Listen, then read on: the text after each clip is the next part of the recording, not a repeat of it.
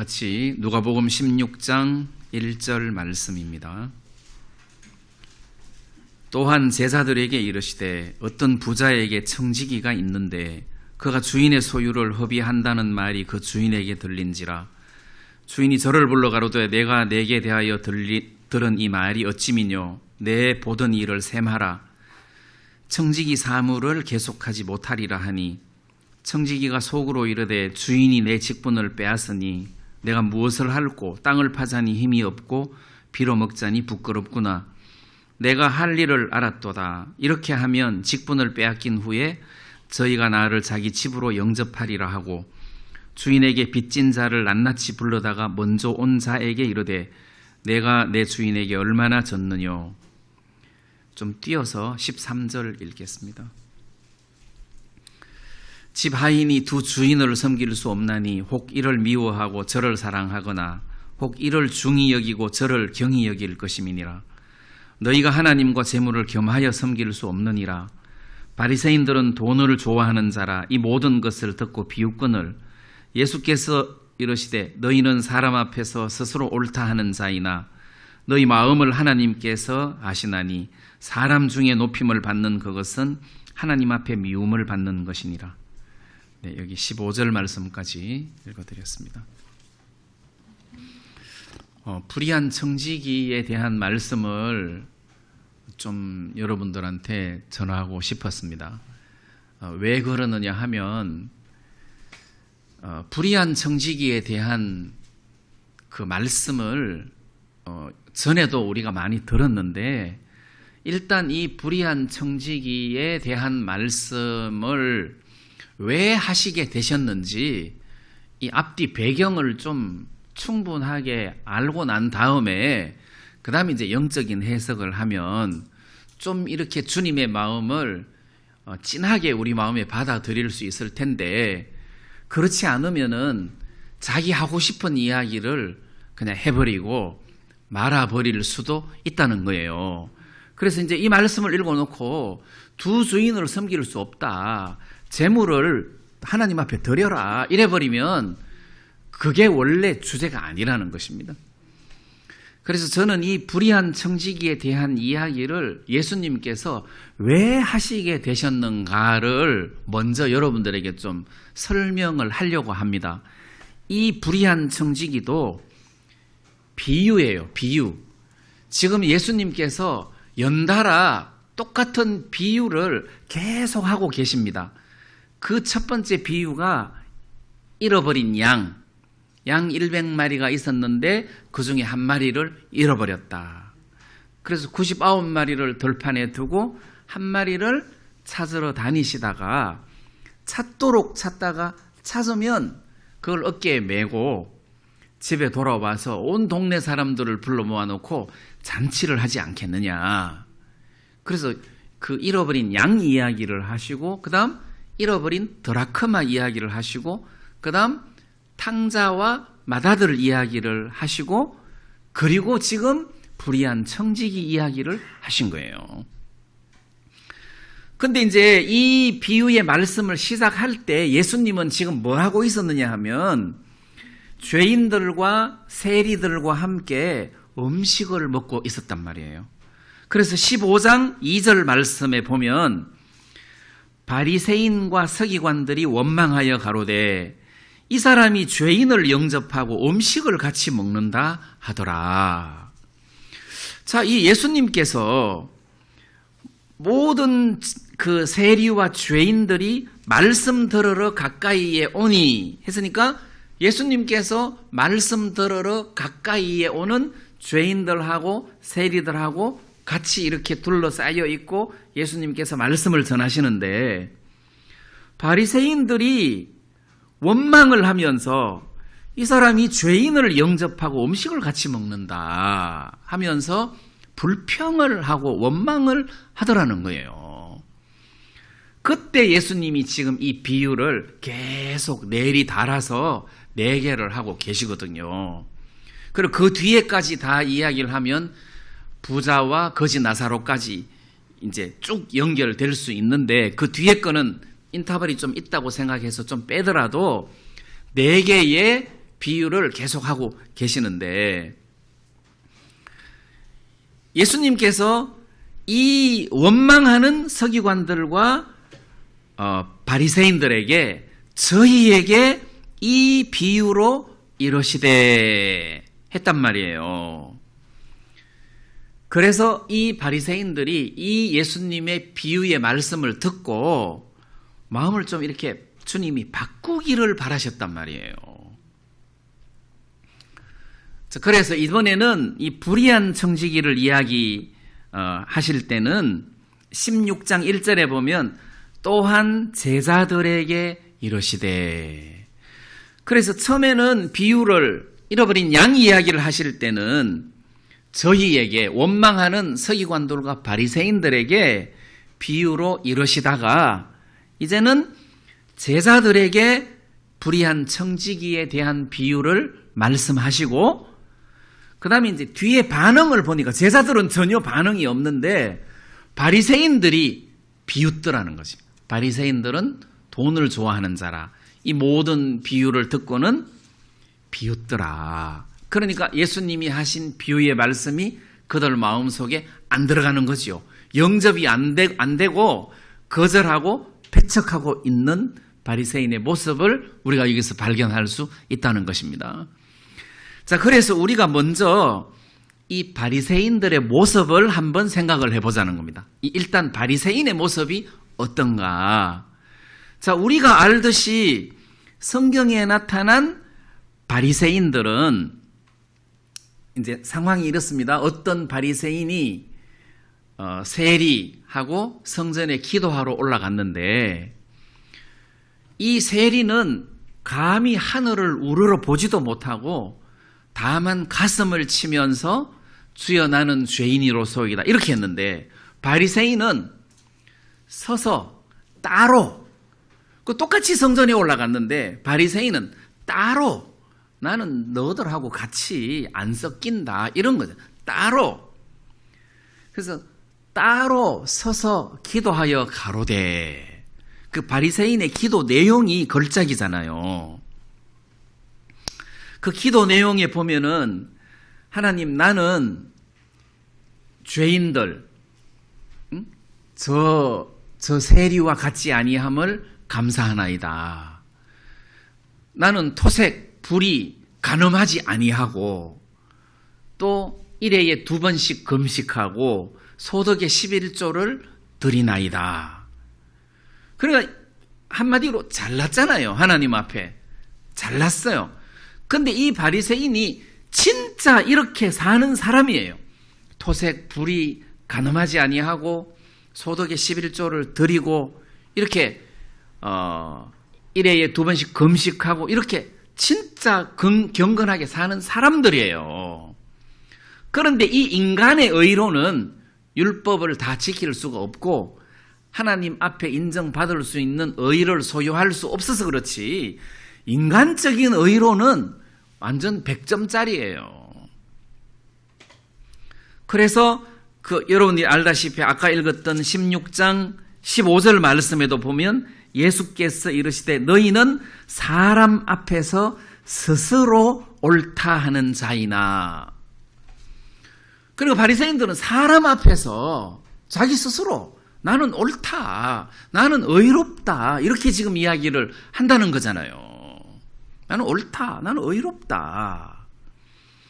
자, 그런데 이런 바리새인들은 세리와 죄인들과 함께 식사를 한다. 절대 같이 식사를 하지 않습니다. 그래서 이 당시의 유대인들이 같이 식사를 한다는 것은 상호 인정하는 관계예요. 같이 식사를 한다는 것은 상대방을 인정해 주는 사람. 뭘 인정하느냐? 우리가 아브라함의 후손이다. 하나님이 아브라함에게 복을 주셨고 언약을 베풀어 주셨는데 그 언약을 같이 받아서 누릴 수 있는 자격을 갖춘 공동체다. 우리는 한 식구다. 이런 의미를 포함하고 있다는 거죠. 그냥 밥만 먹는 것이 아니라 우리는 그냥 누구라도 같이 밥 먹을 수 있는데 이 사람들은 상호 인정이 안 되면 밥을 같이 안 먹는 거예요. 자, 그러면 이 바리새인들, 서기관들은 죄인들하고 같이 밥을 먹을 수 없는 이유가 죄인들하고 같이 밥을 먹으면 죄인들을 인정을 해줘야 되는데 이 사람들은 죄인들을 인정할 수 없는 거예요. 인정을 못하는 거예요. 그러니까 절대 밥을 먹을 수가 없단 말입니다. 그런데 예수님은 죄인들하고 같이 음식을 먹는 관계 속에 있는 분이라는 것은 죄인을 인정한다는 뜻이고 죄인을 받아들인다는 뜻이잖아요. 자, 예수님께서 무조건 죄인을 받아들이는 것이 아니라 죄인들과 세리들이 예수님 앞으로 말씀을 듣기 위해서 왔다는 것은 이들은 이미 자기를 부인하고 예수님을 마음으로 영접한 사람들이고 예수님 말씀을 들으려고 오는 사람들이에요. 그럼 예수님은 메시지 중에서 나는 죄인의 친구다. 나는 죄인을 구원하러 왔다. 이렇게 말씀하셨다는 거죠. 그래서 예수를 필요로 하고 예수님 앞에 말씀 들으러 가까이 나오는 사람들에게 예수님은 그들을 영접하시고 그들하고 함께 음식을 먹으시고 말씀을 전하시고 이런 어떤 인정하는 관계에 계신다는 거죠. 예수님은. 그런데 바리새인들은 예수님이 이적을 베풀고 병자를 고치고 하나님의 아들이라 하시면서 이렇게 하나님의 말씀을 이렇게 전할 때 바리새인들은 헷갈리는 거예요. 막 기적을 병자를 고치고 막 이적을 베푸는 걸 보면 하나님 아들 같기도 하고 그리고 또 이렇게 하시는 행동을 보면 아닌 것 같기도 하고 거기다가 또 죄인들하고 막 같이 이렇게 섞여서 막 이렇게 음식을 먹고 막 말씀 전하고 하는 걸 보면 아닌 것 같기도 하고 이 바리새인들은 막 헷갈리는 거예요. 어떤 바리새인이 예수님을 자기 집으로 초대해서 식사를 같이 했어요. 그때 어떤 죄인인 여자가 식사하시는 예수님 발 곁에 서서 막 울면서 머리털로 그 발을 씻기고 그 향유를 예수님 발에 부은 이야기가 나옵니다. 근데 그 여자가 예수님 발에다가 향유를 부을 때 바리새인이 속으로 예수님을 판단을 했잖아요. 판단을 했어요. 이 사람이 만일 선지자되면 진짜 이 사람이 메시아도 아니에요. 이 사람이 만약 선지자라면 지금 자기에게 이렇게 자기 몸을 만지는 이 여자가 누구며 어떠한 자 곧 죄인인 줄 알았으리라. 이렇게 판단을 하고 있었단 말이에요. 이 사람이 만일 선지자라면 그러니까 이 바리새인은 예수님이 선지자라는 사실을 또 긴가민가 하고 있는 상황이라는 거죠. 그래서 이 바리새인은 이 여자를 아주 더러운 죄인인 여자니까 창녀로 보더라고요. 이런 더러운 창녀를 바리새인은 절대 용납을 안 한다는 거죠. 그런데 예수님은 이런 창녀 같은 사람을 받아들이고 같이 말씀을 나누시고 이 사람들을 친구라고 하신단 말이에요. 자, 그러면 여기에서 예수님이 잃어버린 양을 찾고 난 다음에 너무 기뻐서 친구들하고 온 동네 사람들을 불러 모아가지고 잔치를 하지 않겠느냐. 그 잔치를 바리새인들에게 이야기하면서 내가 지금 이 죄인들이 회개하고 돌아와서 나에게 오니까 내가 잃어버린 양을 찾은 것처럼 너무 행복하고 기뻐서 이 사람들하고 같이 음식을 먹으면서 잔치를 하고 있는 거 아니냐. 이게 지금 어떻게 이게 이상한 일이냐. 이게 너무 당연한 일이 아니냐. 지금 잃어버린 양을 찾아서 너무 기뻐가지고 잔치하는 이 이야기의 비유를 통해서 너희들이 내가 지금 이 죄인들하고 같이 음식을 먹고 내가 말씀을 나누고 하는 이게 나는 지금 잃어버린 양을 찾은 목자처럼 너무 행복하고 기쁘다. 그러니까 내가 이렇게 하는 게 내가 당연하지 않겠느냐. 이런 의미라는 거죠. 자, 탕자 이야기에서도 잔치를 열었어요. 살찐 송아지를 잡고 잔치를 열었어요. 막 난리가 났어요. 풍악을 울리고 난리가 났어요. 그래서 맏아들이 덜에서 일하다가 집으로 오는데 집 안으로 들어가기 전에 맏아들은 벌써 이게 무슨 일이냐, 조용하게 잔치를 한 게 아니라 난리가 났을 정도로 잔치를 하니까 집 안에 들어가기도 전에 맏아들이 이게 뭔 일이냐 하고 알았잖아요. 너무너무 기쁘고 좋은 거라. 이거는 지금 예수님이 바리새인들에게 나는 지금 맏아들이 돌아온 기쁨을 아버지가 너무 이기지 못해서 이렇게 잔치를 베풀듯이 죄인들이 이렇게 돌아오니까 나는 너무너무 기쁘다. 그러니까 내가 이렇게 잔치를 베푸는 게 당연하지 않겠느냐. 그리고 이제 맏아들 이야기하면서 맏아들을 권해가지고, 아니 아들아 그렇게 생각하지 말고 내가 이 둘째 아들은 죽었다가 살았고 잃어버렸다가 내가 얻었는데 내가 이렇게 기뻐하지 않겠느냐 해서 맏아들을 권해가지고 잔치 자리에 들어가자고 권하는 이 대목이 비유를 통해서 바리새인들을 보고, 야 너희들도 일로 와, 같이 먹자, 같이 말씀 교제 나누고 같이 먹고 이러면 되지, 얼마나 기쁘냐, 지금 이 이야기를 하고 있단 말이에요. 이 이야기를 하는 거예요. 자, 그런데도 불구하고 예수님은 불의한 청지기 이야기를 통해서 지금 제자들에게 이야기를 하고 있지만 바리새인들이 뭔가를 좀 깨닫기를 바라는 모양새잖아요. 이 불의한 청지기 이야기를 보면. 자, 그럼 이 불의한 청지기의 핵심 메시지가 뭡니까? 불의한 재물로 친구를 사귀라. 이게 핵심이에요. 불의한 재물로 친구를 사귀라.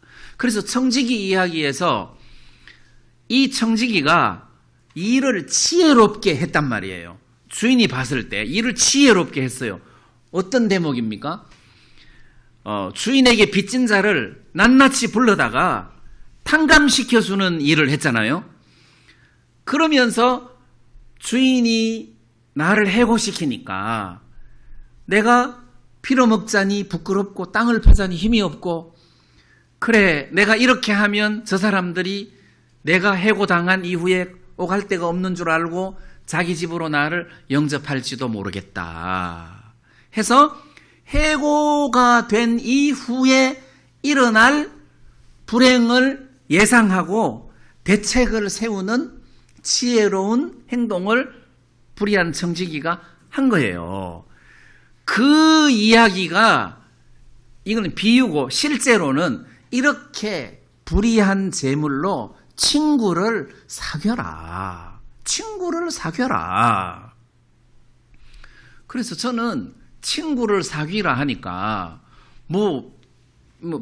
재물을 가지고 어디 가서 막 친구를 사귀는 그런 것을 말하는 게 아니라 예수님이 제자들을 보고 뭐라 했냐면 친구라고 하셨잖아요. 여기 12장 말씀에 보면 12장 4절에 내가 내 친구 너희에게 말하노니 몸을 죽이고 그 후에는 능히 더 못하는 자들을 두려워하지 마라. 예수님께 내가 내 친구 너희에게 말하노니, 조금 전에도 말씀드린 것처럼 나는 죄인의 친구다. 나는 죄인을 구원하러 왔다. 이게 예수님 친구들이에요. 여기 있는 지금 예수님 앞에 말씀 들으러 나온 세리와 죄인들은 예수님이 친구로 여기시는 분들이에요. 그러니까 불의한 청지기가 장래 대책을 세우듯이 너희도 좀 지혜롭게 이렇게 친구를 사귀어라. 불의한 재물로 친구를 사귀어라. 이리 들어와. 이 사람들을 좀 사귀어라. 그 의미로 해석이 되는 거예요. 그냥 아무 친구나 사귄다고 친구가 아니라 지금 예수님 하시는 말씀은 너희들도 이 사람들 좀 사귀어봐. 사귀어봐. 그래서 이제 이런 생각이 들어요. 어떤 부자 청년이 예수님 앞에 무엇을 하여야 영생을 얻으리까? 이랬단 말이에요. 끝에 가서 네 재산을 팔아서 가난한 사람들에게 나누어 주고 너는 나를 따르라 이렇게 하셨어요. 근데 이 사람은 재물이 많은 거로 근심하면서 돌아갔단 말이에요. 그러면 재물이 많은데 이거를 팔아서 가난한 사람들에게 나누어 주고 너는 나를 따르라 했는데 이 사람 못하는 거라. 근데 그렇게 하라는 거지. 그렇게 해라. 재산을 가난한 사람들에게 다 나누어 주고 예수님을 따르면 그 예수님 따르는 많은 친구들을 사귈 수 있잖아요. 친구를 사귀어라. 그러니까 이제 제가 이 말씀을 읽다가 친구가 뭐지? 하고 생각을 하다가 사도 바울 구원받을 때가 생각이 났어요. 사도 바울이 구원을 받았어요. 사울이 구원을 받았어요. 그리고 어느 날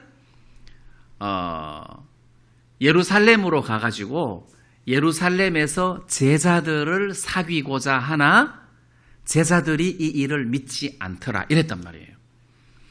그러니까 사울이 예루살렘에 올라가가지고 제자들을 사귀고자 했다는 거지. 당연히 사귀어야 되는데 문제는 사울은 사귀고 싶은데 제자들이 안 믿는 거야. 못 믿는 거예요. 그건 못 사귄 거잖아요. 그리고 예를 들어 갖고 누군가가 우리하고 사귀고 싶어서 온다. 그러면 그 사람 우리하고 사귀고 우리하고 사귀려고 오는 사람은 이미 절반 이상은 구원받은 사람이에요. 여기서 불의한 청지기에서 메시지의 핵심이 불의한 재물로 친구를 사귀어라.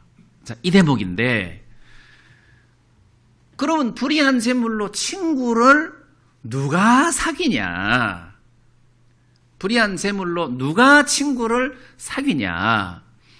이 불의한 청지기가 갈 데가 없는 거예요. 이제 해고당했어. 목 잘렸어.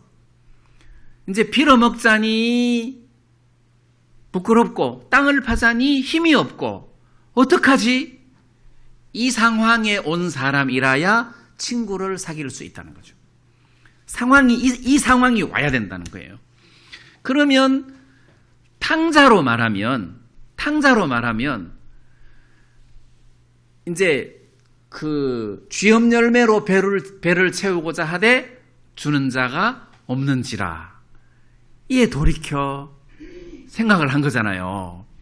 내 아버지 집에는 양식이 풍족한 품꾼이 얼마나 많은고 나는 여기서 줄여 죽는구나. 어떡하지? 이 상황 또는 사도행전에 유대인들이 베드로 설교를 듣고 우리가 십자가에 못 박아 죽인 그분이 바로 우리가 기다렸던 메시아 그리스도시구나. 우리가 그리스도를 십자가에 못 박았구나. 이런 천벌을 받을 짓을 우리가 했구나. 그러면 우리가 어떻게 해야 되겠느냐? 형제들아 우리가 어찌할꼬? 이 상황. 이런 진정한 회개가 온 사람이 친구를 사귈 수 있다는 거지. 재물을 팔아서 친구를 사귈 수 있다는 거죠. 그럼 부자 청년은 이게 없는 거예요. 이 회개가 없으니까 형제들아 내가 어찌할꼬 이게 없는 거예요. 아이고 빌어먹자니 부끄럽고 땅을 파자니 힘이 없구나. 어떡할꼬 이게 없는 거예요. 그러니까 재산을 팔아서 재물을 팔아서 가난한 사람들에게 나누어 주고 너는 나를 따르라 못하는 거예요. 자 그러면 저는 또 이 예수님께서 죄인들과 세리들이 가까이 말씀 들으러 오는 것을 보고 예수님께서 같이 음식을 먹고 말씀을 전하시고 이렇게 하셨는데 이 죄인들은 그냥 죄인들 아니에요. 그 기도하러 올라갔던 바리새인과 세리, 기도하러 올라갔던 그 세리 하늘을 우러러 보지도 못하고 다만 가슴을 치며 가로되 주여 나는 죄인이로소이다. 길이 없는 사람이잖아요. 12해를 혈루증으로 걸렸던 이 여자가 예수님 겉옷자락을 만지고 병이 낫고 구원을 받은 그 여인 이야기를 한번 생각해 봐요. 이 여자는 처음에는 돈이 많았어요. 그런데 12년 동안 이 돈으로 많은 의원들에게 찾아가서 병을 고침 받으려고 했는데 고생만 하고 병 고침도 받지 못했고 가진 돈도 다 허비했어요. 그래서 몸의 상태는 더 중하여진, 더 심해진 상황이 됐단 말이에요. 그때 이 여자가 병은 더 심해졌고 고생만 했고 돈도 다 떨어졌어. 이제 어떡하지? 할 때, 길이 없을 때 예수의 소문을 들었어. 예수가 어디 누구 병을 고쳤다 하더라. 너 병을 고쳤다 하더라. 이런 기적을 일으켰다 하더라. 뭐 떡 5개로 5,000명을 먹였다 하더라. 그래, 그런 분이면 내가 옷자락만 만져도 이 병이 낫겠구나. 이 믿음이 팍 생긴 거잖아요. 그러면 불의한 재물로 친구를 사귀는 이 액션이 어디서 시작되느냐? 길이 없는 사람에게 시작된다는 거지. 이 불의한 청지기에 그 지혜, 은혜 입을 수밖에 없는, 칭찬받을 수밖에 없는 그 지혜가 어디서 생겼냐? 길이 없는 상황에서. 주인이 내 직분을 빼앗고 나는 갈 데가 없고 땅을 팔 수도 없고 피로 먹을 수도 없고 어떡하지? 거기에서 지혜가 나온 거잖아요. 불의한 재물로 친구를 사귀라. 바리새인에게는 이 끝이 없는 거예요. 그냥 자기는 지금 신앙생활을 잘하고 있고 하나님을 잘 섬기고 있다고 지금 생각을 하고 있단 말이에요. 그게 이제 문제라는 거지. 예수님은 이 바리새인들, 제사들, 죄인들, 세리들 할 것 없이 진짜 끝이 와야 예수님 앞에 나와서 은혜를 입는 구조가 성경에 공식이 그렇게 되어 있단 말이에요. 어느 누구도 그냥 와서 이게 은혜 입는 게 아닌 거예요. 그래서 회개와 믿음인데 불의한 재물로 친구를 사귀라. 그 속에는 회개와 믿음이 다 같이 들어가 있는 거예요. 저는 그렇게 보여지더라고요. 자, 그래서 이제 예를 들어 갖고 제 사촌 형이 33살에 세상을 떠났어요. 교회를 열심히 다닌 형이었어요. 이 형은 특수학교 교사였어요. 대구 라이트하우스라고 장애인 학교가 있는데 거기에 교사였어요. 보통 그런 데는 기독교 재단이 많아요. 그래서 형이 거기서 나름대로, 그리고 또 돈 벌기 위한 목적도 있겠지만 그런 특수학교 교사로 지원해서 갈 정도면 뭔가 나름대로 어떤 헌신적인 인생관이 있었단 말입니다. 근데 거기서 나름대로 착하게 그 장애자의 어떤 다리가 되어주고 눈이 되어주고, 근데 이런 삶을 살면서 신앙생활을 하다가 어느 날 폐암이 걸렸어요. 폐암이 왔어요. 그래서 병원의 의사가 2개월밖에 못 산다는 거예요. 그리고 병원에 그냥 멀쩡하던 사람이 진단받고 암 진단받고 병원에 입원을 해갖고 이제는 시한부 인생을 살게 된 거예요. 그래서 병원에 입원했다는 소리를 듣고 상황 설명을 쭉 들어보니까 2개월밖에 못 산다는 거예요. 그래서 내가 그 형을 찾아갔어요. 일부러 형 2개월밖에 못 산다는데 들었어? 그래서 대번. 왜냐하면 사람이 한번 망해야 끝이 와야 말씀이 들어가더라니까요. 한 번은 제가 원주 있을 때인데 어떤 모친이 자기 영감님한테 복음을 좀 전해달래. 지금 암이 걸려가지고 병원에 있는데 의사는 3개월밖에 못 산다 하는데 그럼 충격받아가지고 더 일찍 돌아가신다고. 퇴원하시고 집에 맛있는 거 많이 드시면 낫는다. 이렇게 해서 보냈다는 거예요. 그래가지고 이 할머니가 그러면은 구원을 못 받는 거라. 마음이 안 무너지니까. 그래서 목사님 우리 영감님한테 오셔가지고 3개월밖에 못 산다고 의사가 이야기하더라. 그걸 꼭 이야기를 좀 해주세요 하는 거예요. 아니 그런 악역을 와 나한테 이야기합니까? 가족들이 이야기를 해야지. 그래서 또 갔어요. 갔는데 이제 어르신 이렇게 예수 믿고 구원 받으세요. 이렇게 시작을 하는데 저 바쁩니다. 이제 월요일 날 퇴원하는데 퇴원하면은 친구 누구 만나고 누구 만나고 그리고 또 개 묻어 놓은 게 있는데 어디 놀러 가고 막 이제 이러고 있는 거예요. 그러니까 대화가 안 되는 거죠. 그래서 제가 포기하고 그러면 제가 기도 한번 하고 가겠습니다. 그랬어요. 그래서 기도하면서 하나님 의사는 3개월밖에 못 산다고 하지만 하나님 이 어르신을 고쳐주십시오. 이런 식으로 쭉 기도를 했어요. 아멘 하고 눈 뜨니까 할아버지가 하염없이 울고 있는 거예요. 하염없이. 그러면서 뭐라 하느냐 하면 내가 아픈데 병원에 입원하니까 의사는 맛있는 거 많이 먹으면 낫는다 하고 괜찮다 하는데 이 아들들이 오면은 저쪽 구석에서 쑥덕쑥덕쑥덕 하는 게 뭔가 이상한데 목사님이 기도를 하는데 그렇지 하고 이게 마음에서 해석이 딱 되는 거예요. 그러면서 내 손을 잡고 하늘나라 가고 싶다 하잖아요. 그러니까 이 사람이 이게 무너지고 끝이 오니까 이게 되더라고요. 그리고 우리 사촌 형한테도 형 2개월밖에 못 산다는데 알아? 내가 대번 그랬어요.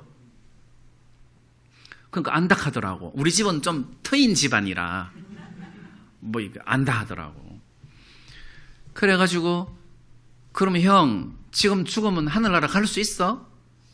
그러니까 나 회개는 다 했거든. 근데 갈 자신이 없어. 갈 자신이 없다는 거지. 회개는 다 했는데 갈 자신이 없다. 회개를 해야 하늘나라 가는 게 아니라 믿고 죄사함을 받아야 하늘나라 가는 거야. 그럼 어떻게 받는데? 그러니까 이게 마음이 다 무너지니까 어떻게 받는데 이게 저절로 되는 거예요. 그래서 우리 집안에서 제일 먼저 그 형이 구원을 받았어요. 바리새인한테는 이게 지금 없잖아요. 바리새인은 지금 이게 없는 거예요. 그러니까 예수님 하신 말씀을 다 듣고도 비유를 지금 4가지를 연달아 이야기를 하는데 바리새인들은 비웃고 있잖아요. 비웃고 있잖아요. 그리고 예수님은 나는 이 죄인과 세리들이 이 죄인들은 창녀들을 말하는 거잖아요. 이런 창녀 같은 사람들, 이런 세리들, 도둑놈 같은 이런 세리들, 이런 사람들이 뉘우치고 돌아와서 나를 마음으로 영접하고 구원을 받는데 나는 이 사람들을 구원시키려고 세상에 왔다. 그러니까 내가 얼마나 기쁘겠냐. 그럼 너희들도 이리 와서 같이 잔치에 함께 하자. 지금 이 메시지를 전하고 있는 거잖아요.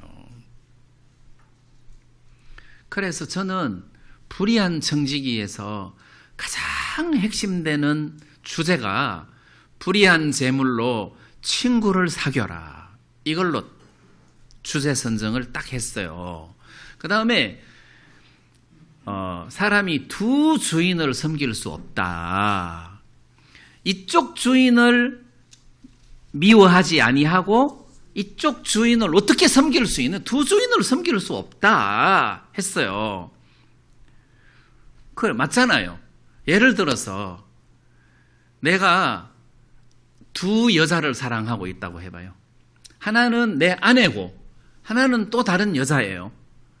또 다른 여자를 좋아하고 있으면서 내가 아내한테 생일도 챙겨주고 뭐 선물도 사주고 그리고 뭐 맛있는 것도 사주고 뭐 막 열심히 막 사람들이 어떻게 저렇게 할 수 있나 할 정도로 내가 막 진짜 아내를 막 이렇게 사랑한다고 해봐요. 그럼 아내가 뭐라 하겠어요? 야, 이 새끼야, 그 여자나 정리해라. 누가 이런 거 해달라 하더나? 이렇게 할 거 아니에요. 아멘 하는 거. 그죠? 그럼 뭐 물론 잘해줘야 되지만 잘해주기 전에 이 여자를 미워해야 된다는 거지. 맞죠?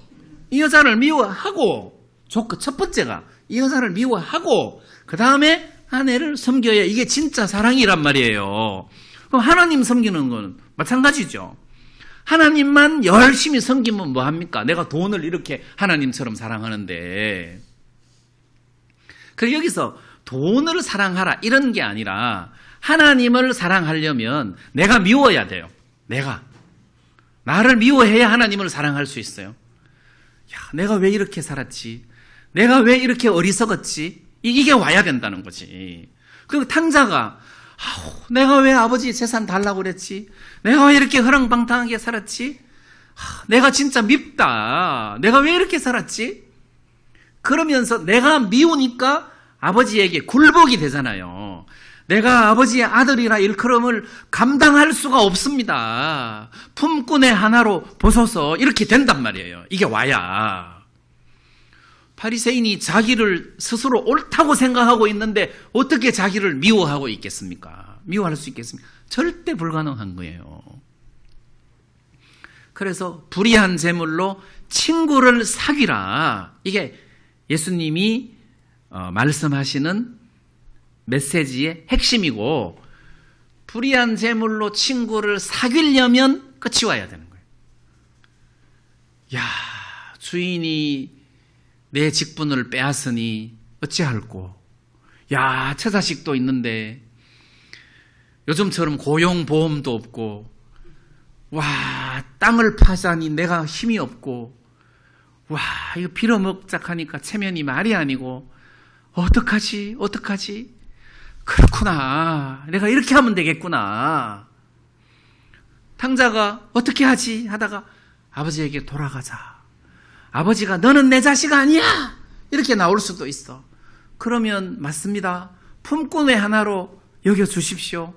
취직이라도 시켜주시면, 밥만 주시면 내가 일하겠습니다. 이렇게 하면 되지 뭐. 마음이 바짝 낮아져 버린 거예요. 그게 온 사람은 불의한 재물로 친구를 사귈 수 있는 거잖아요. 그래서 재물을 가난한 사람들에게 퍼줘야 구원이 오는 게 아니라 이게 끝이 와야 재물을 퍼줄 수 있다는 거죠. 예수님이 삭개오 집에 들어갔는데 삭개오가 예수님을 영접하고 난 다음에 내 재산의 절반을 가난한 사람들에게 나누어 주겠다. 내가 토색한 게 있으면은 4배나 갚겠다. 그 예수님께서 이 사람도 아브라함의 후손이미로다. 구원이 이 집에 이르렀도다. 이렇게 하셨단 말이에요. 그러면 그렇게 재물을 가난한 사람들에게 나누어 주니까 구원이 온 게 아니라 재물을 가난한 사람들에게 나누어 줄 수밖에 없는 영접이 먼저 왔다는 거지. 이게 오니까 이 행동이 나오는 거예요. 그래서 잃어버린 양. 그러니까 이제 양의 입장에서 보면 주인에게서 보면 잃어버린 양이고, 양은 잃어버려진, 길을 잃은, 목자를 떠난, 길을 잃은 또는 길이 없는 양이에요. 이 양은 주인에게 스스로 돌아올 확률은 1%도 없어요. 그건 절대 불가능해요. 그러니까 길이 없는 사람에게 자기를 미워할 수밖에 없는 그 지경이 발견될 때 주여, 이게 된다는 거죠. 주여가 되면 그 친구들을 친구로 사귈 수밖에 없어요. 그 친구들을 따를 수밖에 없고, 같이 식사합시다 그러면 고맙습니다 하고 같이 앉지. 나는 그런데 안 가. 이렇게 안 한다는 거지. 그게 자기가 딱 부인되고 자기가 끝나고 내가 지금까지 이렇게 살아봤는데 이거는 아니다.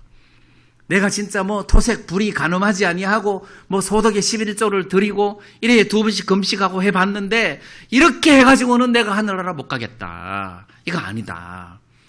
저분이 진짜 메시아다 해서 그분 앞으로 발을 딱 내딛기 시작했잖아요.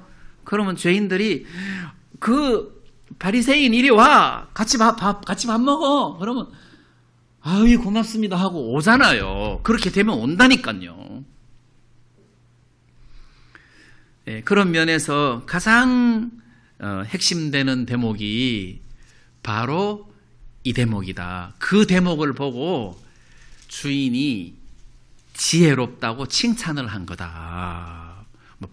불의한 것을 칭찬한 게 아니라 불의한 청지기가 지혜롭게 한 그 행동에 대해서 칭찬을 한 거란 말이에요. 자, 그래서 오늘 읽었던 그 누가복음 16장 말씀의 2절 말씀을 한번 보겠습니다. 주인이 저를 불러 가로되. 자, 주인이 청지기를 불렀어요. 우리가 생각할 때 한 집에 같이 사는 것처럼 생각할지 모르지만 이 주인은 재산이 어마어마하게 많아요. 뭐 영국이 뭐 아프리카의 어느 나라를 식민 지배할 때는 영국의 부자들이 아프리카에 어마어마한 농장을 갖고 있고 거기다 집도 지어놓고 그 다음에 거기다가 뭐 옷 같은 것도 다 갖다 놓고 그런 걸 보고 맨션이라고 그래요. 그렇게 집을 지어놓고 영국에는 본집이 있고 관리인을 청지기죠. 관리인을 두고 그 재산을 관리하게 하는 거예요. 근데 이 주인이 어느 날 청지기를 불렀어요. 뭐 같이 사는지 뭐 그건 중요하지 않고 불렀어요. 네 보던 일을 셈하라. 네가 지금까지 내 재산 관리했던 것 전부 다 싹 장부 정리해갖고 나한테 갖고 와. 너 앞으로 청지기 사무를 계속 못할 거다. 내한테 들리는 소문이 별로 안 좋아. 내 재산을 막 허비한다는 소문이 들리는데 내가 너한테 이 재산을 어떻게 맡기겠냐. 야, 이제 정리해갖고 와. 인수인계하게 정리 딱 해갖고 와. 이 청지기가 이 이야기를 딱 들었는데 끝이 온 거예요. 야, 내가 어떡하지? 이제는 처자식도 먹여 살려야 되는데 야, 주인이 내 직분을 빼앗으니 내가 무엇을 할꼬? 내가 어찌할꼬? 무엇을 할꼬? 이렇게 된 거예요. 무엇을 할꼬? 땅을 파자니 힘이 없고 피로 먹자니 부끄럽구나. 야, 이거라도 알아야 돼. 땅이라도 파야지 뭐. 땅 진짜 아무나 파는 거 아니에요. 땅 파는 거 진짜 힘들어요. 진짜 힘들어요. 빌어먹는 것도 쉽지 않잖아요. 빌어먹는 것도. 근데 끝이 왔잖아요.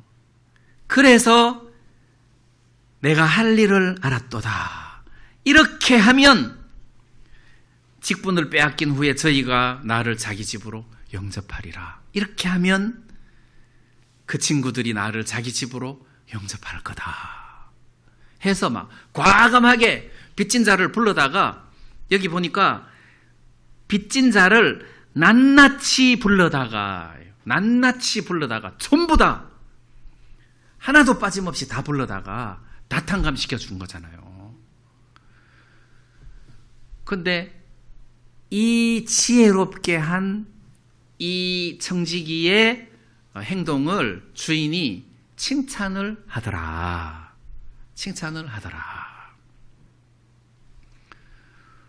물론 방법은 불이한 거지. 주인 재산을 지멋대로 탕감시켜 줬으니까. 근데 장래의 대책을 이렇게 세우는 요게 지혜롭다는 거죠. 장래의 대책을. 제가 이제 하나님 내가 몇 살까지 살까요? 나 몇 살까지 살까요? 근데 그거는 내가 정하는 거 아니잖아요. 나는 80살까지만 살 거야. 이렇게 할 수는 없어요. 그죠? 그래서 하나님이 허락하시는 만큼 내가 살겠습니다. 어떻게 살래? 어떤 모양으로 살래?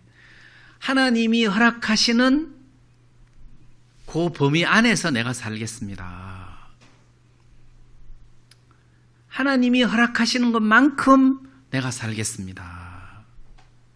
그 다음에 이제 진짜 지혜로운 사람은 그 후에는 너 어떡할래? 그 후에 내가 하늘나라 가죠 뭐. 아니 하늘나라 가도 성경에 보면 그리스도인의 심판도 있고 뭔 심판이 있는데 그때는 네가 어떻게 할래? 이제 이것까지 생각할 수 있으면 성도들이 신앙생활을 좀 주님과 가깝게 영적인 삶을 살 수도 있겠죠. 뭐 이렇게 멀리 내다볼 줄 아는 사람은 함부로 살지 않겠죠. 근데 그 에너지가, 그까지 생각할 수 있는 에너지가 나한테 끝이 온 사람이라야 그 에너지가 나온다는 거죠. 야, 내가 지금까지 내가 이렇게 살아보니까 의미 없더라. 맛있는 거? 야, 나는 라면에 찬밥 말아 먹는 게 제일 맛있더라. 맛있는 것도 의미가 없고, 뭐, 어디 뭐, 설악산, 뭐, 나이아가라 폭포? 그래, 내 가봤는데 피곤하고 다 의미가 없더라. 진짜 제일 행복한 시간은 이렇게 형제님들하고 교제하고, 간증하고, 막 같이 음식 먹고, 노닥거리고, 막 이런 게 제일 행복하고 좋더라. 그래, 세상에서 끝이 온 사람은 나는 이게 제일 좋더라. 만약 예수님 계시면 예수님과 함께 같이 음식 먹고 그 앞에 말씀 듣고 막 이게 제일 좋지. 그거보다 더 재밌는 거 없더라. 나 보니까. 그래서 끝이 와야 그것도 미래도 생각하고 지혜가 생기지. 끝이 안 왔는데 지혜가 생길 수 있나. 가진 것도 다 허비가 된 12의 혈루증 걸린 여자니까 어떡하지가 나오죠. 돈이 아직 있으면 아이고 어떤 의원을 찾아가지, 어떤 의사를 찾아가지. 그럼 돈이 있으면은 자꾸 좋은 의사를 생각하느라고 예수님이 눈에 안 들어온다니까요. 돈이 없어. 이제는 의사도 없지만 의사를 찾아갈 수가 없어. 돈이 없으니까. 해봐도 안 되더라. 그때 마침 예수님 소문을 들었어요. 예수님 소문이니까 예수님이 떡 5개로 5,000명을 먹이셨다 하더라. 뭐 이런 거. 예수님께서 어떤 임금님의 신하의 아들을 고치셨다고 하더라 할 때 그 소문을 들었을 때 그렇다면 내가 그분의 옷자락만 만져도 내가 구원을 받겠다.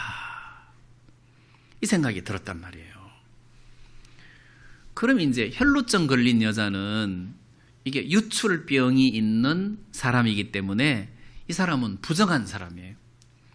그럼 율법에 이런 유출병 걸린 부정한 사람은 이 사람이 앉았던 자리에 다른 사람이 앉으면 그 사람이 부정해지는 거예요. 맞죠? 그럼 이 사람이 다른 사람을 만지면 그 사람 부정해지는 거예요. 이렇게 서치면 부정해지는 거예요. 그래서 이런 사람은 무리 가운데 오면 안 돼요. 왜냐하면 이렇게 받치는 데마다 다 부정해지잖아요. 근데 나는 너무 재미있는 공식이 이 불결한 부정한 여자가 예수님을 만지면 예수님이 부정해져야 되잖아요. 그런데 이 여자가 정해져 버리는 거예요. 와, 예수님을 만지니까 이 여자가 정해져 버리는 거예요. 그래서 예수님에게 해답이 있어요. 나는 죄인인데, 나는 참 부정한 사람인데 예수님 하고 예수님을 만졌더니 내가 정해진, 예수님은 이게 절대 부정해질 수가 없어요. 내가 정해지더라고. 내가 불행한 사람인데 예수님 하고 만졌더니 내가 행복해지는 거예요. 불행한 사람하고, 예를 들어서 불행한 남편하고 아내하고 살면 부부가 같이 불행해지면 이 사람이 불행하니까. 근데 예수님은 아닌 거지. 예수님하고 같이 엮여지면은 다 행복해지는 거예요. 그래서 예수님이 해답이다. 예수님이 해답이다. 그리고 그 예수님과 함께 있는 사람들하고 같이 어울린다는 그 자체가 행복 아니겠어요? 그게 행복 아니겠어요? 그 사람들을 친구로 삼는다는 그 자체가 지혜고 행복이라는 거죠. 만약에